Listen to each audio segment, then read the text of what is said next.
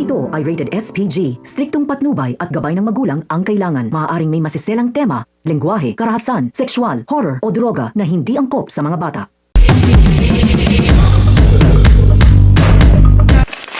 Isang mapagpalang araw mga kapamilya, tuluyan na nga kayang malalaman ni Gabo na si Ricardo Jacinto ang tinutukoy ng kanyang amang si Rudy na dahilan kung bakit nawala sa kanila ang lahat at namatay ang kanyang ina. Yan ang pakakaabangan natin sa dulo ng bidyong ito. Biglang rumisponde si Sam sa transaksyon na naganap kasama ang kanyang amang si Ricardo. Doon ay muling namataan ni Sam si Gabo na galit habang walang awang hinaharap sina Mariano at Ricardo. Lumusob si Gabo matapos niyang malaman ang isang nakakagulat na katotohanan na tuluyan nagpabago sa kanyang pananaw. Sa gitna ng lahat ng nangyari, naawa si Mang Rudy sa kanyang anak.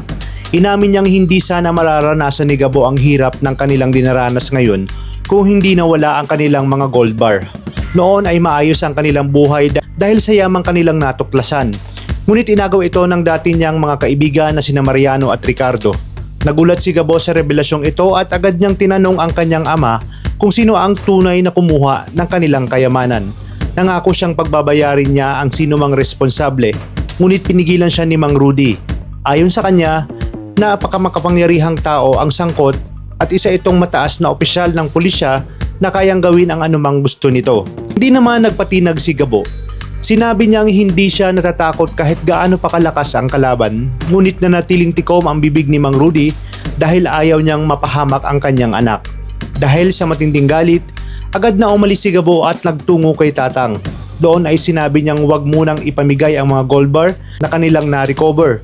Kapag napatunayan niyang pag-aari iyon ng kanyang ama, kailangan itong maibalik sa kanilang pamilya. Nagulat si Tatang sa kanyang sinabi, ngunit matapos marinig ang buong kwento, kinumpirma niyang kilala niya si Mang Rudy at naniniwala siyang ito nga ang tunay na may-ari ng mga ginto. Nangako siyang iingatan muna ang mga ito hanggang sa mapatunayan ang katotohanan at ibabalik ang lahat sa tamang may-ari. Hindi lamang iyon dahil isinawalat din ni Tatang ang mga pangalan ng mga taong posibleng nasa likod ng lahat. Kabilang dito sina Mariano at Ricardo, mga dating kaibigan ni Mang Rudy na ngayon ay pawang makapangyarihan na. Mas lalong nag-aalab sa galit si Gabo. Ipinangako niyang iisa-isahin ang mga taong sumira sa buhay ng kanyang pamilya. Ayon kay Tatang, mas mabuting unahin nila si Ricardo dahil mas madaling mahanap ito kaysa nga dito kay Mariano.